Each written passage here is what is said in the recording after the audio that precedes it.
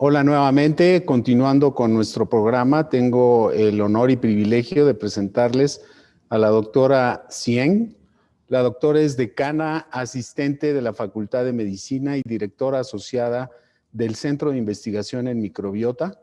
Es profesora del Departamento de Medicina y Terapéutica en la División de Gastroenterología y Hepatología de la Universidad China de Hong Kong. La doctora Cien es autora de más de 400 publicaciones indexadas y de los artículos seminales sobre el papel de la infección por SARS-CoV-2 en el microbioma humano. Es un privilegio tener a la doctora Cien en Ecos Internacionales, quien presentará la conferencia magistral Impacto de la COVID-19 en la microbiota intestinal. Bienvenida, doctora Cien.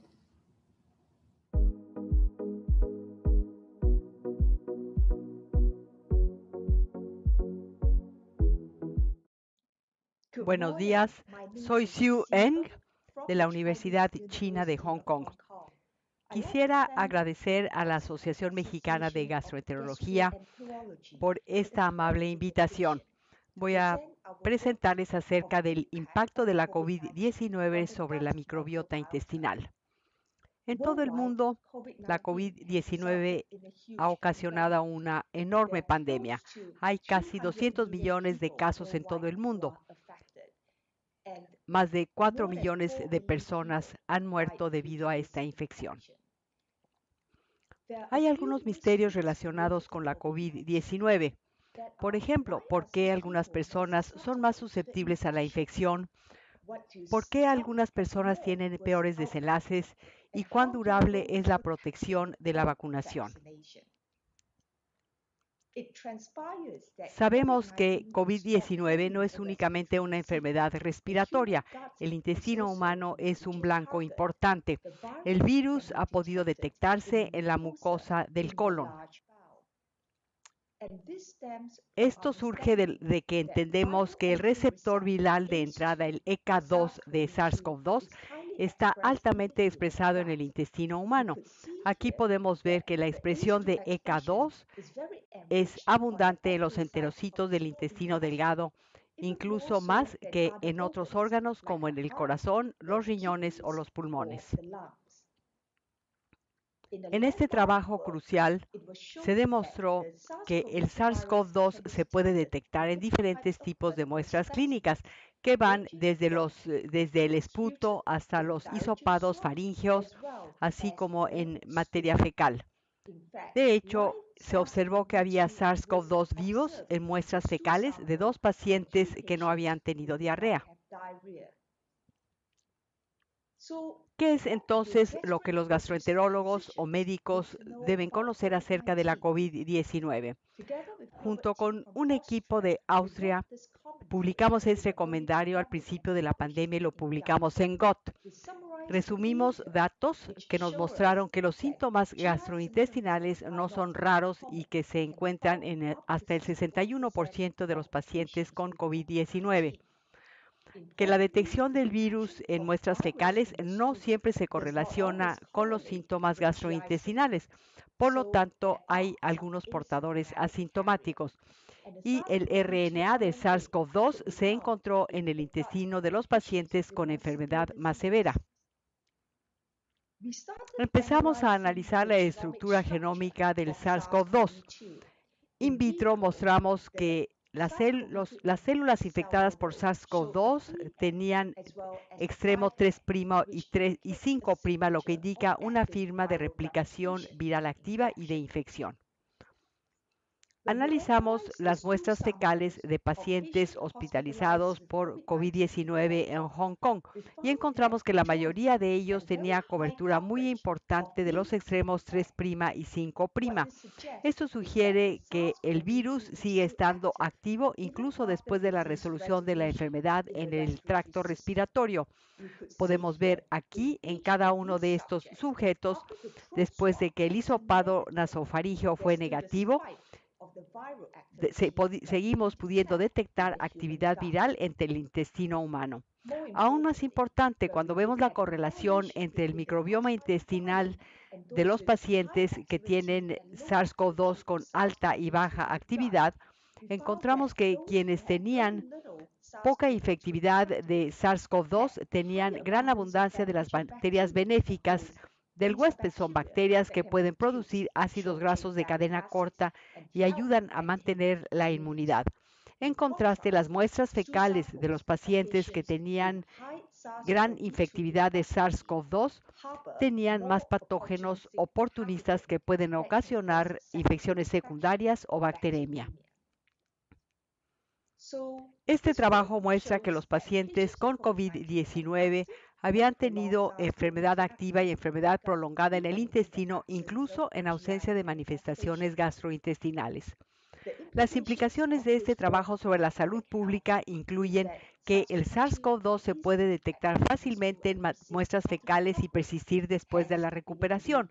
Hay que tener cuidado al hacer endoscopías y al tratar a estos pacientes.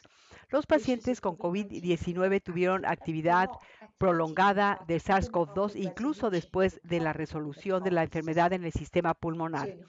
Por lo tanto, el análisis de PCR de SARS-CoV-2 en muestras fecales es exacto y seguro y es adecuado para hacer tamizaje en algunas poblaciones como lactantes, personas mayores y niños. Hay que considerar la amenaza potencial de la transmisión viral por vía fecal oral, que es algo que no se ha comprobado. Hablemos del microbiota intestinal. Todos tenemos trillones de virus, bacterias y hongos en el intestino. Son como el segundo cerebro porque regulan la inmunidad y nos ayudan a defendernos en contra de las infecciones virales y bacterianas a través de la producción de ácidos grasos de cadena corta y metabolitos para activar la respuesta inmune.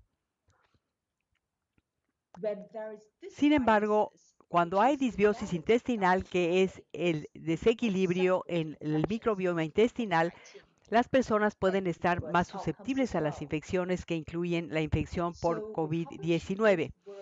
Publicamos el año pasado este trabajo mostrando las alteraciones de la microbiota intestinal en los pacientes con COVID-19 durante su hospitalización.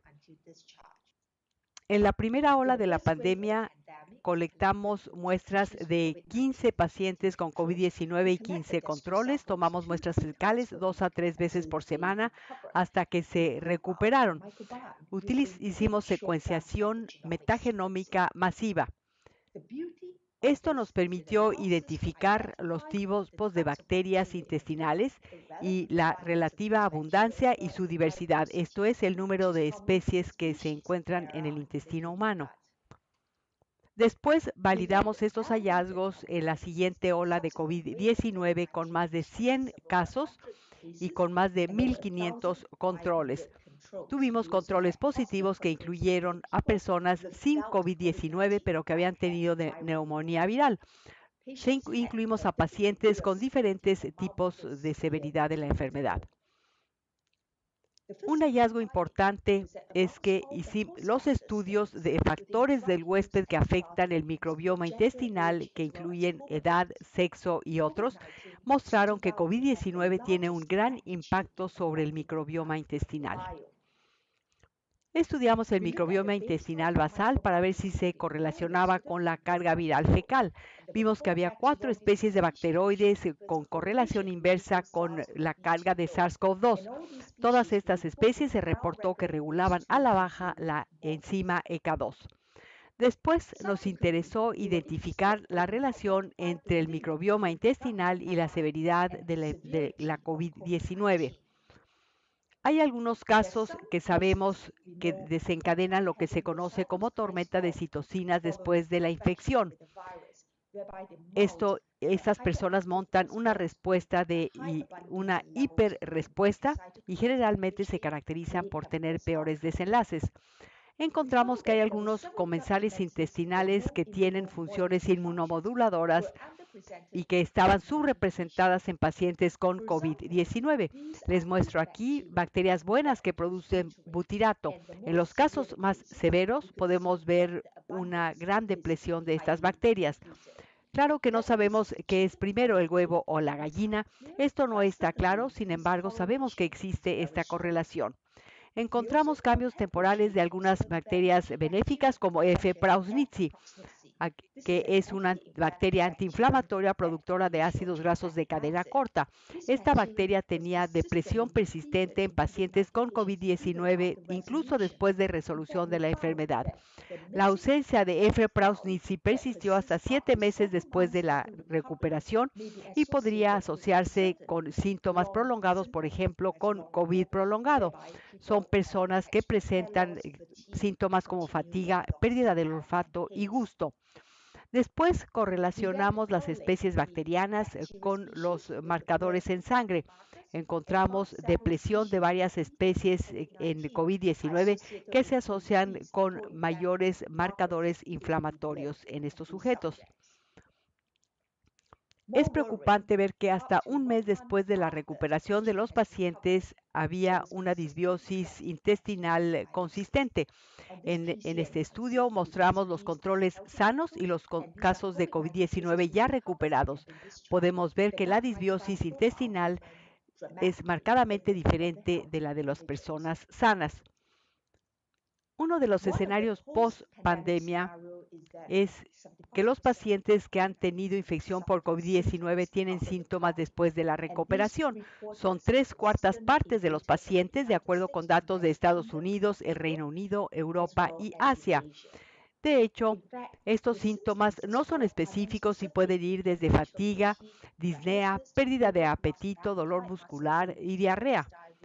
Hemos encontrado que la microbiota intestinal alterada puede persistir hasta durante 9 meses después de la resolución de la enfermedad y puede estar asociada y contribuir a esta patología multisistémica persistente o COVID prolongado.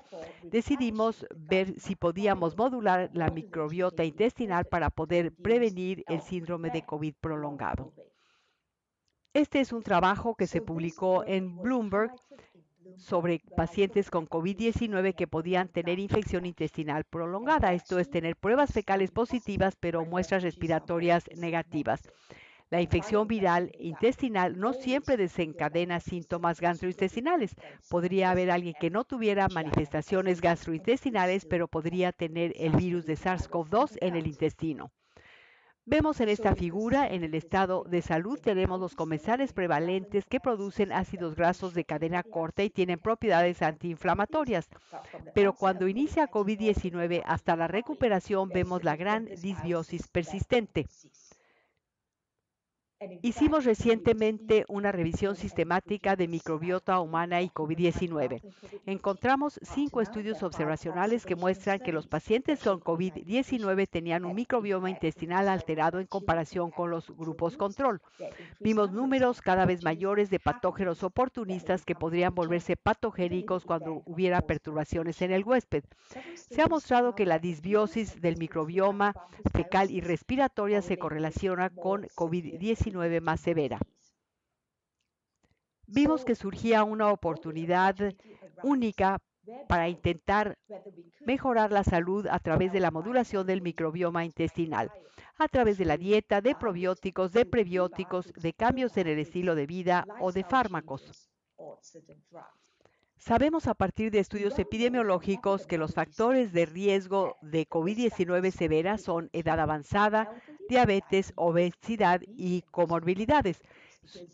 Las personas que se infectan con este virus tienen alta mortalidad. Hemos visto que estas comorbilidades también son los factores de riesgo de disbiosis, son las personas que tienen el mayor impacto sobre el microbioma intestinal. Es importante entender también la comunicación entre el intestino y el cerebro. Aquí tenemos que en el intestino hay metabolitos que son producidos por las bacterias luminales que se traslocan a través del sistema circulatorio y pueden llegar al sistema pulmonar. De esta manera pueden aumentar la actividad de las células asesinas naturales o estimular la actividad de las células T o de las células B. Los mecanismos posibles de la disbiosis debida a SARS-CoV-2 en personas susceptibles nos llevaron a pensar en la posibilidad de la modulación para disminuir el riesgo o disminuir la severidad de la enfermedad. Al inicio de la pandemia, en China se publicó una nota diciendo que los probióticos podrían ser útiles para las personas con COVID-19. Sin embargo, en ese momento teníamos muy poca evidencia. Y debo enfatizar que el tratamiento no siempre es el mismo para todos.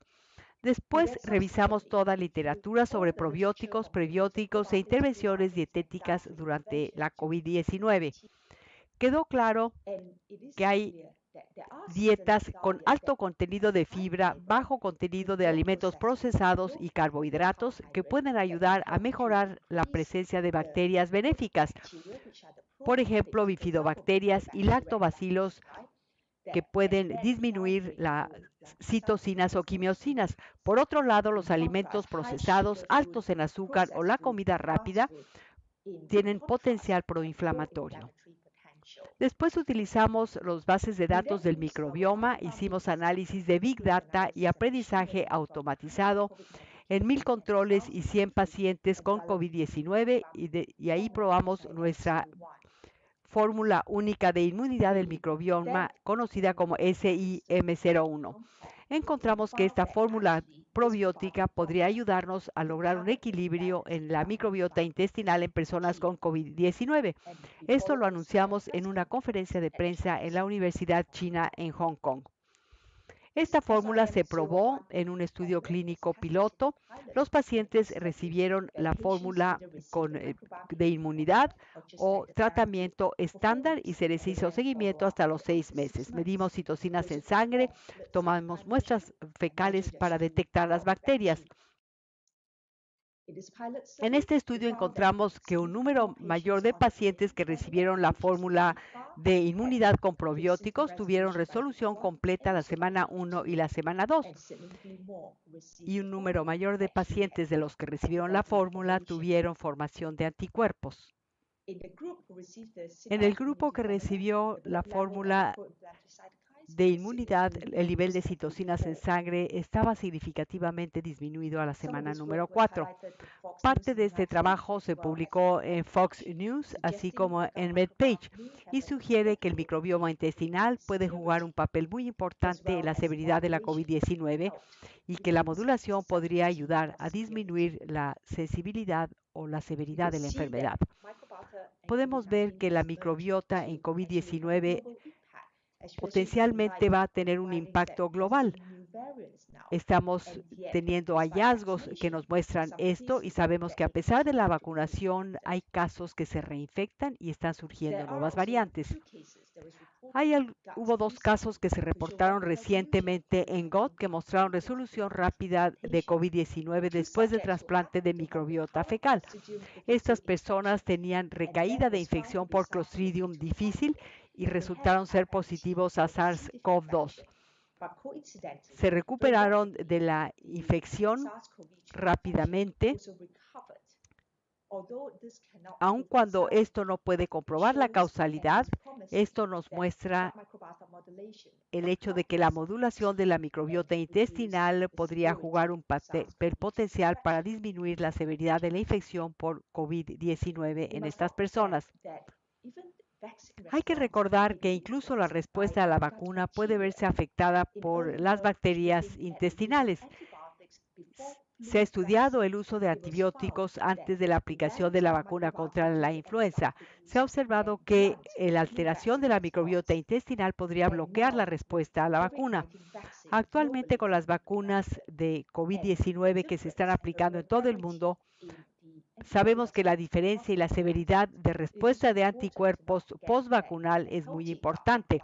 Hay que asegurarnos de que la microbiota intestinal sana pueda provocar una buena respuesta a la vacuna o podría afectar también la duración de la respuesta de anticuerpos. Tenemos datos preliminares que muestran que mejorar el microbioma intestinal puede aumentar la seguridad y eficacia de la vacuna. Quienes habían recibido esta fórmula de inmunidad o fórmula con probióticos tuvieron mejor respuesta de anticuerpos anti-SARS-CoV-2. El impacto de esta fórmula sobre las citocinas proinflamatorias en personas con COVID-19 vacunados también fue menor. Podría ayudarnos a disminuir los eventos adversos relacionados con la vacuna. En resumen, entonces, la mayor parte del trabajo que se ha realizado, aunque es observacional, ha mostrado que la composición de la microbiota intestinal en pacientes con COVID-19 es diferente de los sujetos que no tenían COVID-19. La composición de la microbiota intestinal en COVID-19 es concordante con la severidad de la enfermedad y la magnitud de concentraciones de marcadores inflamatorios. Los pacientes con COVID-19 tenían depresión de bacterias intestinales que tienen potencial inmunomodulador conocido. Es preocupante ver las disbiosis persistentes en muchos sujetos con COVID-19 que se han recuperado, y esto podría explicar por qué tienen los síntomas persistentes de COVID prolongado. Para poder prevenir el COVID prolongado, se puede lograr la modulación de la microbiota intestinal a través de la dieta o de probióticos comprobados. Esto podría ser muy importante. Por último, pero no menos importante, el restablecimiento de la disbiosis intestinal es un tratamiento adyuvante de la COVID-19 para acelerar la recuperación y reforzar la inmunidad de la población. Estamos llevando a cabo 2 estudios aleatorizados controlados utilizando una modulación específica de la microbiota intestinal para disminuir la severidad de la COVID-19. Espero poder compartirles estos hallazgos muy pronto. A nombre del Centro de Investigación sobre la Microbiota Intestinal y de todo nuestro equipo en la Universidad Chinyang de Hong Kong, quiero agradecer a la Asociación Mexicana de Gastroenterología esta invitación. Espero que todos ustedes se mantengan a salvo. Gracias.